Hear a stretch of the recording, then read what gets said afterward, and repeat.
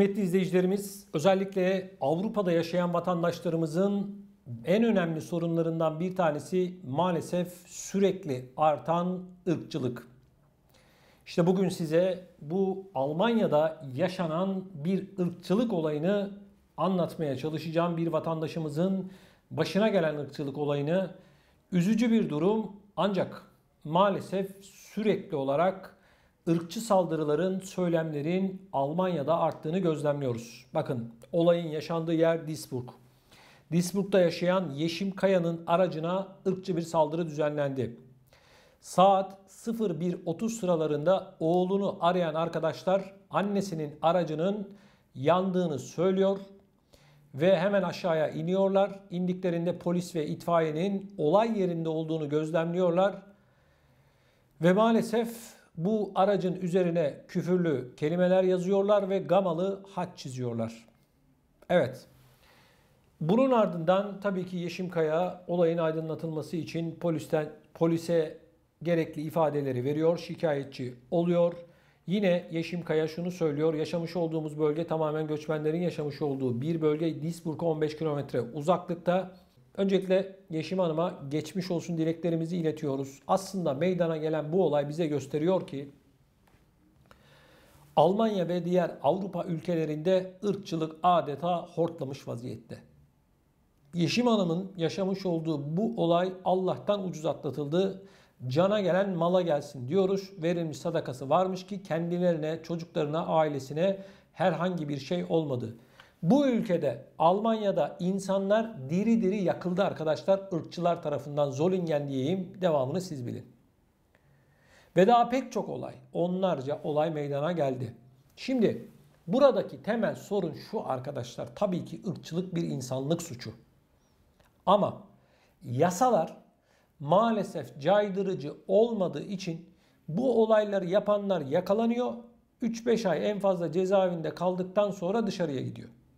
Yine bu sefer daha fazla kinleniyorlar göçmenlere, yabancılara karşı ve daha çok büyük saldırılar yapıyorlar. Şu anda Almanya'daki resmi kayıtlara göre her gün 4 tane ırkçılık olayı polise, adliyeye yansıyor. Bunlar resmi olan. İş yerinde var, otobüste var, okulda var, her yerde var. Irkçılık yok diyebilir misiniz? Tabii bunu söylerken bütün Almanlar ırkçıdır diyebilir miyiz? Hayır. Ama özellikle içinde bulunduğumuz bu koronavirüs döneminde değerli izleyicilerimiz, bu olayların arttığını gözlemliyoruz.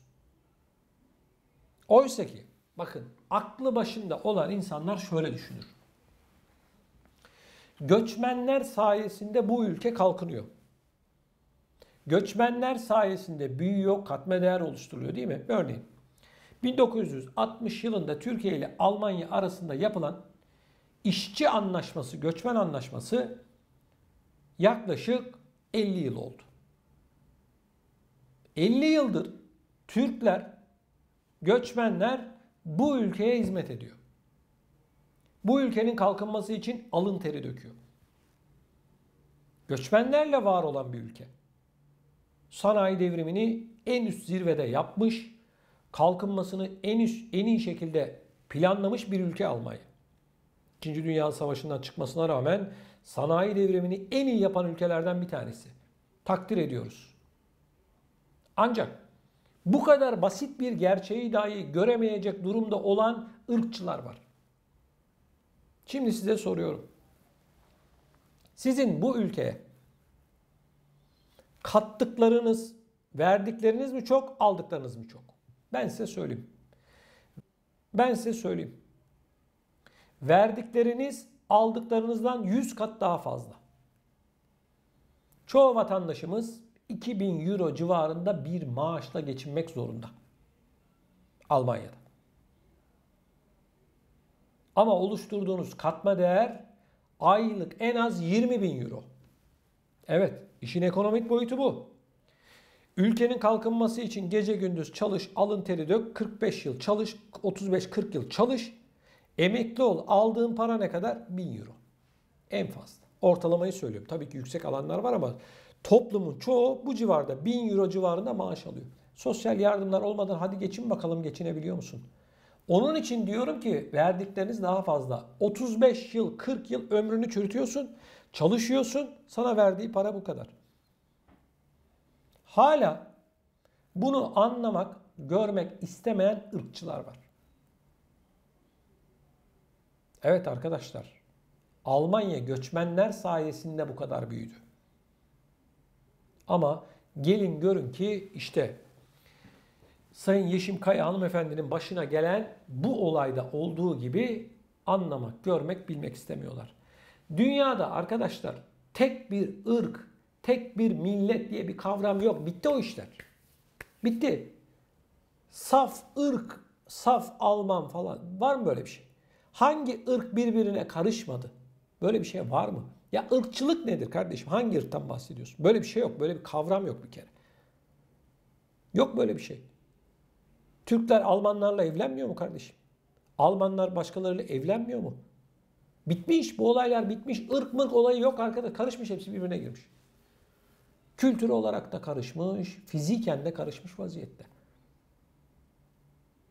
Baktığın zaman hala beyinleri kuş beyinler diyeceğim ama hani kuşlara ayıp olur.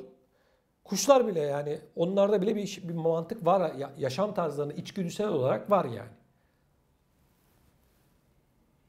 Bu beyin noksanlığı olan ırkçılar hala şu ana kadar anlatmış olduklarımı bilmiyor, görmüyor ya da görmek istemiyorlar. Senden benden akılları da var tabii ki. Diri diri vatandaşlarımızı evlerinde otururken yakmadılar mı bunlar? Ne oldu? 3-5 yıl yattılar çıktılar.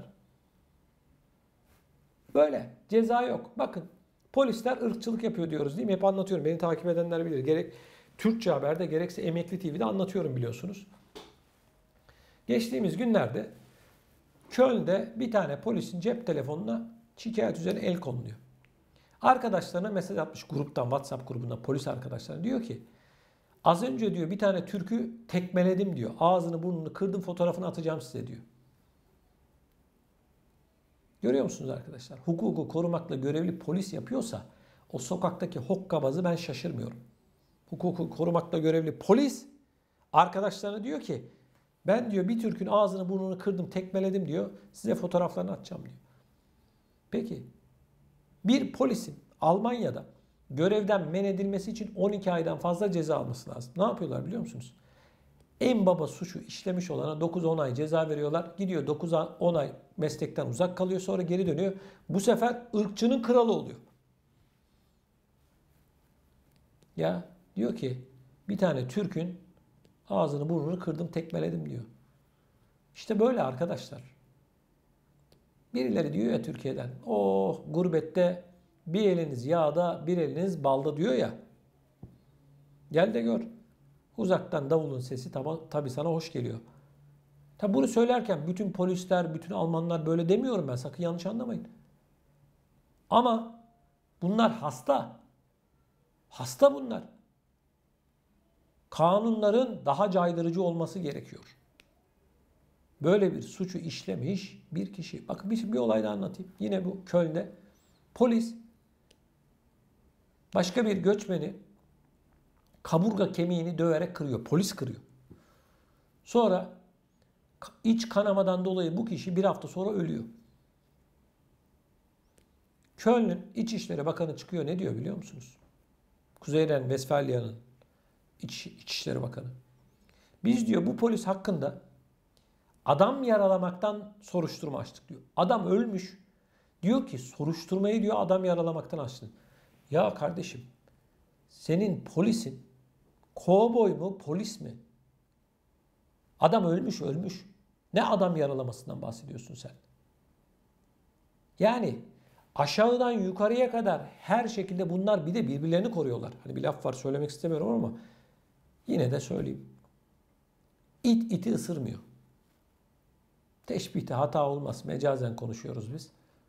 Maalesef. Diyor ki biz diyor adam yaralı. Adam ölmüş. Yaralamaktan soruşturma açmış. Daha soruşturma açmış. Ya adamı daha cezaevine bile atmamışlar arkadaşlar. Göreceksiniz. Takip ediyorum ben bu olayı. Hiçbir şey olmayacak. O polis yine görevine dönecek. Böyle arkadaşlar. Kıymetli izleyicilerimiz, şunu söyleyeyim, yani çok da fazla uzatarak başınızı ağrıtmak istemiyorum ama gerçekten teknoloji geliştikçe, insanların rahatlığı arttıkça bu tarz olaylar da artıyor. Maalesef böyle de bir durum var. Herkes işinde gücünde kardeşim. Ne istiyorsun sen bu insanlardan? 3 kuşak, 4 kuşaktır burada yaşayan adamı sen daha şey olarak, göçmen olarak, yabancı olarak görüyorsan zaten sana hani konuşacak bir şeyimiz yok seninle. Çoğu Türklerin, bakın arkadaşlar sizler daha iyi biliyorsunuz. Çocukları Türkçe bilmiyor, Almanca biliyor. Türk kültürünü bilmiyor. Alman kültürünü daha iyi biliyor. Hala sen bu insanlara ırkçılık yapıyorsun. Ayıp be. Bu konuyla ilgili olarak sizler neler düşünüyorsunuz? Lütfen videomuzun altında bulunan yorum bölümüne yazarak bizlere iletin. Bunun yanı sıra gündeme getirilmesini istediğiniz konular varsa lütfen bunları da yazın. Sizlerden bir ricam var.